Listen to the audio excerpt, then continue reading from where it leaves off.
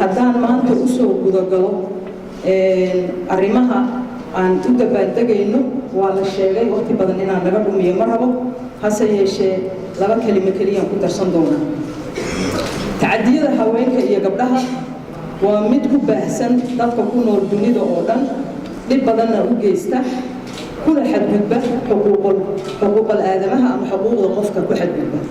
marka waa intersection ama waa isku dhacayaan markii laga hadlayo tacaddi iyo markii laga hadlayo qofka xuquuqdiisii uu ilaahay siiyey markii loo xadgudbayo mar alla markii qofku wax lagu sameeyo xuquuqdu ilaahay siiyey oo bini'aadanimadiisa ayaa lagu xadgudbaya maanta oo kale November 25 waa maalin caalami ah oo loo igmaday maalinta dabargooyinka tacadiyada ka dhanka ah dumarka sidoo kale maalintaas waxaa la bilaabaa 16 casho oo isku fulis ah oo la sameynayo wacyigelino kala duwan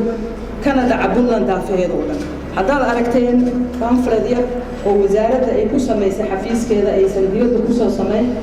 waxaan gaarnay ilaa iyo 10 degmaan gaarnay oo 9 gobol ka mid ah mid walbana waxaa laga soo qabtay shaqooyinkii wacyigelinta ahaa oo ku saabsanaa maxaa la yidhaahaa tacaddiga in laga hortago dumarka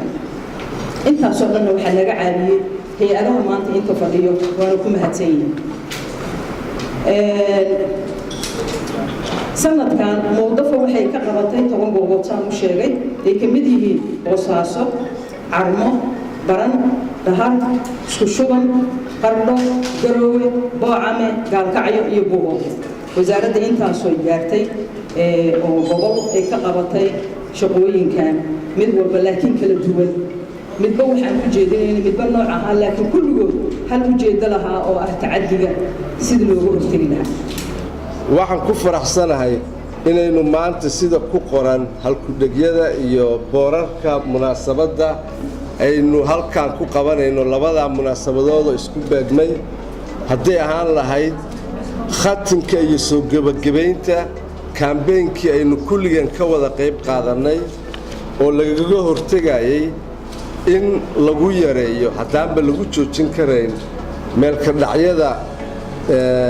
ka horjeeda dumarka iyo gabdhaha iyo maalinta xuquuqul aadanaha oo ah maanta inaynu iyadana munaasabaddan aynu ku weynaynayno sidii la sheegay 70 sano ka hor maanta oo kaleeto ayay ahayd markii la isla qaatay heshiiska caalamiga ah ee ku baaqaya meelmarinta xuquuqaha bini'aadanimo oo adduunka oo dhan uu isla qaatay sida asli tiri waa run ilaa 500 oo luqadood baa lagu tarjumay waxaana diyaarintiisii ka qayb qaatay dad aqoon-yahano kala duwan ah oo ka socda meelo kala duwan oo dunida ah sida aad la socotaan UN-ku wuxuu ka kooban yahay dawlado marka lama oran karo waa entity ama urur shaqo gaar ah leh laakiin waa meelaynu kulligeen ku dhannahay heshiiska UN-ku isla qaatay oo xuquuqul aadanaha ahna waa mid la rabo inuu meel mariyo in kulligeen aynu yeelanno xuquuqo ay ka mid yihiin sharaf sinaan iyo cadaalad aan ku salaysnayn ama aan ku kala soocayn dadka xagga haybta jinsiga kalarka iyo wixii la mid ah marka dhibaatooyin aad iyo aad khatar u weeye waxay keenaan dhibaato maskaxeed mid caafimaad mid jir marka waa fahmi kartaan dhibaatada ay leedahay haddaan just idin sheego mar kastay dhacaysaa xilli kastay dhacaysaa saacad kastay dhacaysaa saaka subaxii intaan guriga ka soo ficin gabadha dariskayga ayay ku dhacday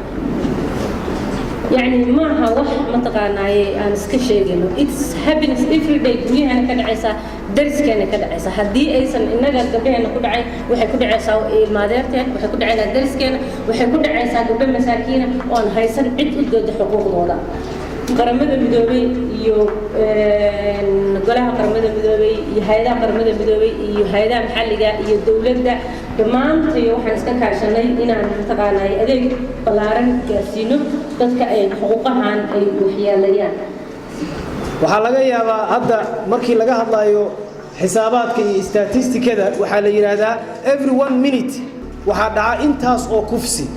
every 1 minute ama daqiiqad kasta waxaa dhacaya intaas oo tacaddi oo ka dhana mataqaanaa gabar ama caruur every 1 minute waxaa dhacaya intaas oo dhib oo mataqaanaa loo geysanayo qof xuquuqdiisa la tudsiinayo every 1 minute waxaa dhacaya qof ma aragtay xorriyadiisa weynahaya Soomaaliyana waad ogtihiin meesha aan kaga jirno caalamka ma wadankaani ma uusan burbureen haddii xuquuqda aadanaha la ilaalinayo meesha Soomaaliya ay gaartay wax gaarsiiyay waxa weeye xuquuqdii aadanaha ayaa lagu xadgudbay xuquuqda aadanaha ma aha sanam meel yaala ma aha xuquuqda aadanaha waxa weeye innaga oo ilaalina qof walba xaqiisa iyo waajibka saaran sharciga nidaamka xeerarka iyo shuruucda dalka u degsan in aadan qof ku xadgudbin in gabar la kufsado maxay tahay waxa lagu xadgudbay qof kale lagu xadgudbay waxa lagu xadgudbay cirdigiisa naftiisi waxa lagu xadgudbay bulshadii iyo qoyskii ay ka dhalatay waxa lagu xadgudbay sharcigii iyo nidaamkii dawladda u degsanaa xeerka mataqaanaa tacadiyada ka dhanka haweenka waxa lagu xadgudbay bini aadanka oo dhan waa in la helo shuruuc gender targeted gender policy oo ay baarlamaan kasta maamul goboleedyada iyo kuwa federaalkaba ay soo saaraan oo difaaca oo hadhow toole marka wax la isku qabto dastuurka dib loogu noqdo gabdhaha oo ogaada haddaanay jirin targeted gender policy iyo youth policy laftigeeda haddaana wixii sharci ahayn oo sharci lagu kala baxayn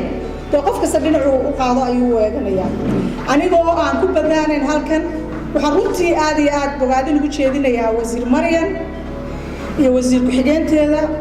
iyo dhammaan kaaliyayaasheeda tiimkeeda dhan oo la shaqeeya runtii waxaan dareensanahay oo aad ugu faraxsanahay shaqooyinkii muddadii 16 bari la soo dhaafay socday inay taabteen miradhal la taaban karo si wada jirana ay wada shaqeeyeen hay'adaha caalamiga ah iyo hay'adaha maxalliga ah iyadoo ay hormuud noo tahay wasaaradda haweenka iyo arrimaha qoyska runtii anoo fursadda maanta ka faa'iideysanaya waxaan rabaa inaan halkan ka cadeyno baahida loo qabo in la dhaqan geliyo siyaasadaha shuruucda la sameeyo dhaqangalkaas waxa ka dhalanaya inay runtii yaraato tacaddi si fudud dhibgeysta intuu ku geystay haddana saasoo ay tahana xal looga gaaray si fududan u qalmin shuruucdaas waxaan rabnaa inay ka howlgalaan maxkamadaha shuruucdaas waxaan rabnaa inay ka howlgalaan saldhigyada oo runtii laamaha amniga waxaan rabnaa dhibgeystuhu inuusan dareenka dhibanaha uusan dilin taasoo ay u baahan tahay mar allaalayo markii dhib lasoo ribood gareeyo in annagu adeegii caafimaad aan bixino haddaanu nahay hay'adaha maxalliga ah iyo hay'adaha caalamiga ah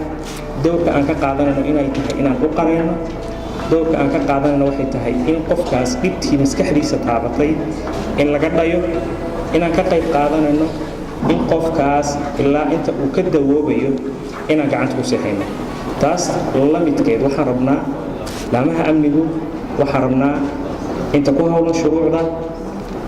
in ay iyaguna si la mida cid allaale ciddii dib xuquuqda shakhsiga u geysata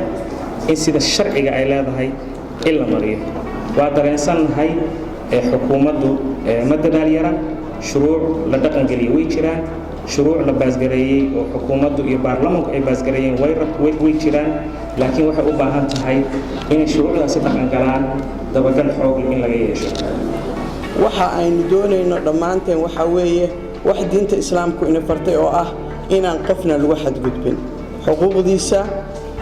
maadiga ah iyo tiisa diiniga midna inaan lagu xadgudbin qof kasta oo aadanayna inuu helo xaq uu leeyahay maanta waxa inoo dheer maalin kale oo iyaduna aad muhiim ugu ah caalamka oo dhan oo ah maalinta xuquuqda aadanaha in la ilaaliyo